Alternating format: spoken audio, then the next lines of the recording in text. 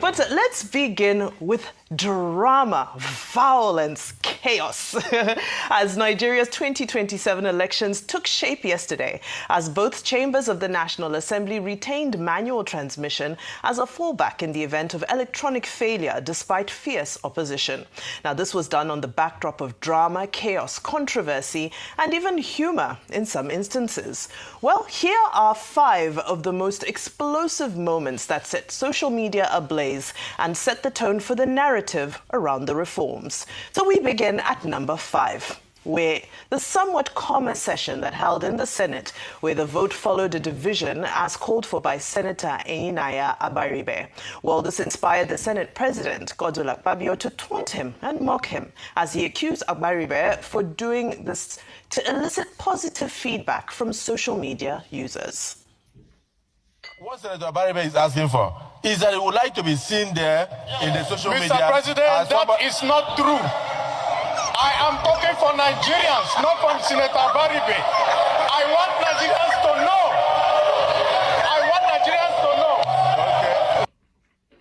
He called him the social media senator. Well, at number 4, we have PDP House of Reps member Honorable Stanley Olamide expressing his outrage over the terms of Section 84 that will end indirect party primaries, declaring it as a fraud. To Section 84. Not democracy at all. This is your fraud.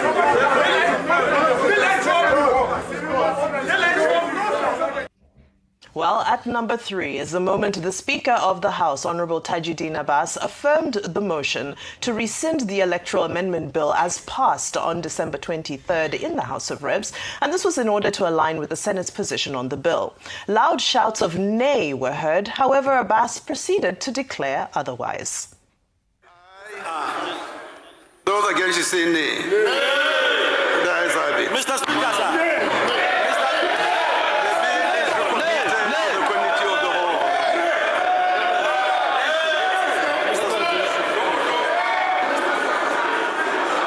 Colleagues, we just observe some few minutes.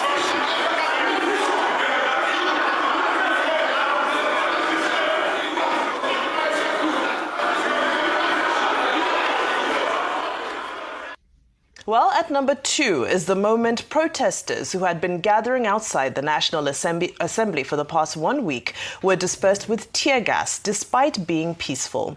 Activist Omoyele Sowore was amongst them and detailed how he felt that this tear gas was more intense than the usual. We were poison gassed. We were gassed with a poisonous gas. It's not a tear gas. Anybody who witnessed it, was it tear gas? No. It was a poison gas that was released from a canister that was carried by a policeman who has now run inside. You know, Rufai was saying that they imported some colorless, odorless gas. Maybe this is the first place they want to come and use it. Yes. Well, any guesses for what's at number 1? At number 1 is the moment lawmakers stormed out of the chambers, chanting against the ruling party. This video pretty much speaks for itself. ABC, ole! ABC, ole! ABC, ole! ABC, ole! ABC, ole! ABC, ole! ABC, ole! Well, it was tough choosing 5 moments because there was so much drama yesterday, but we tried to sum them up. Maybe shall we begin in Abuja with Dr. Abati? Your take, again, there were so many moments, but what grabbed your attention?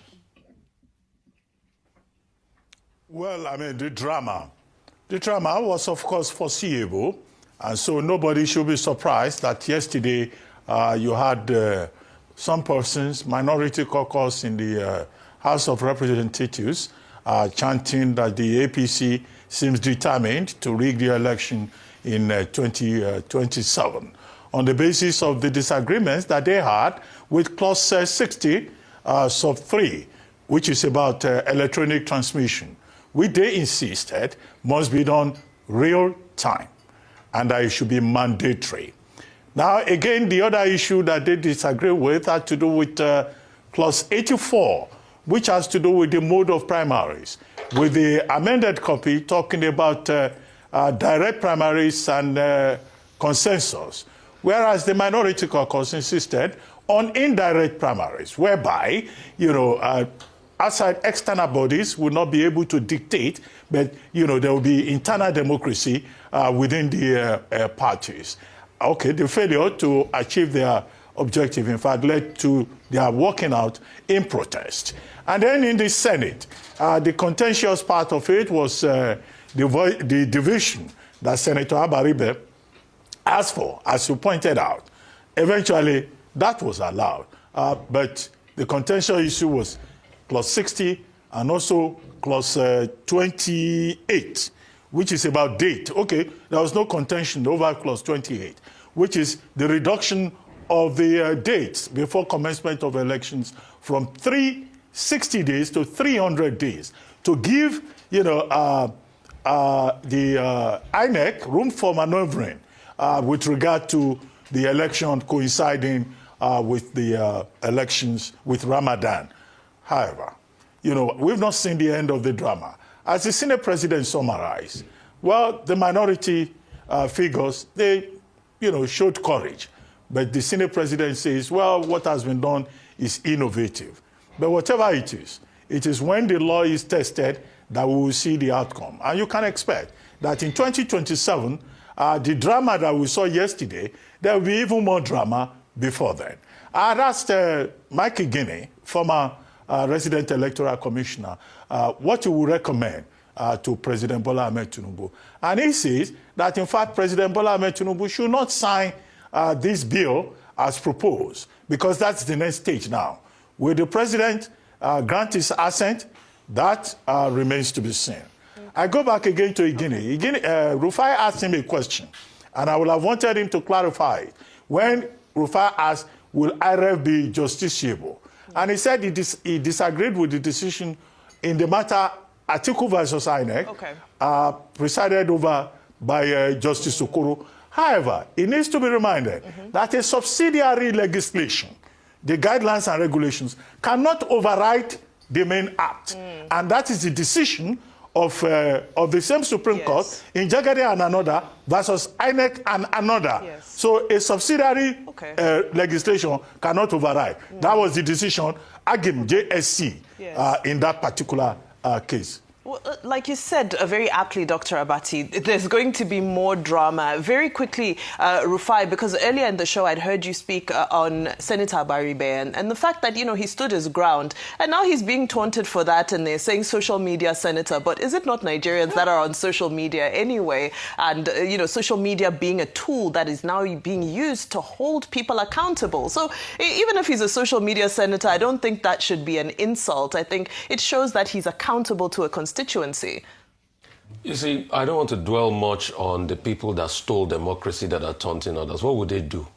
They've had their bounty. They've looted democracy. These same people that, as of 2013, were pushing for electronic system of elections then because they wanted to remove Goodluck Jonathan, which was their biggest problem. But it has shown that all the politicians are the same. The cycle just only changes. Then the APC were the saints in 2012, 2013. Everybody wanted them so much because Jonathan was the problem. Now they got into power that we've seen they're even worse than Jonathan. In all of this, when we Nigerians get a break. So I'm not surprised about Mr. Akpabio that taunts Mr. Inaya Baribe for fighting for the future of this country, because he sees that this system they've passed is going to benefit from it. That's just it, and the system will help them. But the question is, when are we going to fight for those that cannot benefit from it? What's it called? Barrister Guinea was talking about the fact that he shouldn't make President Tinubu shouldn't sign it. Barrister Guinea, I don't want to take. I'm not a betting man, but let's go there this morning. If President Tinubu does not sign it with his two hands. I will come on air and be dancing Skelewu. He will sign it. No, but you can't Skelewu anyway. That's not a fair wage. You know why? You know why? Okay, we have to move on now. Because they should come out and lie to us that this is not their plan. Well, you see, when Bl0w came and he was trying to change what we know by saying what they passed in the House of Rep was different from what they passed in the House was the same what they passed in Senate, you will know that they were liars. Yeah. So let them keep deceiving themselves. So on social media, let me just say very quickly. Briefly, I'll say that you are absolutely right. But I wanted to just buttress the point that sometimes when they try to downplay very powerful platforms, don't forget that social media was the trigger for a number of protests around the world. The Nepal protests, the Gen Z protests around the world. So you underestimate social media at your own peril. So if you're being called a social media senator, perhaps it's actually talking about the extent of your influence. Is it not the same social media Rufai, APC used to fight PDP in 2015 with their influencer? Rufai, I think this is a topic that, of course, is going to keep developing, and we're going to continue to unpack it.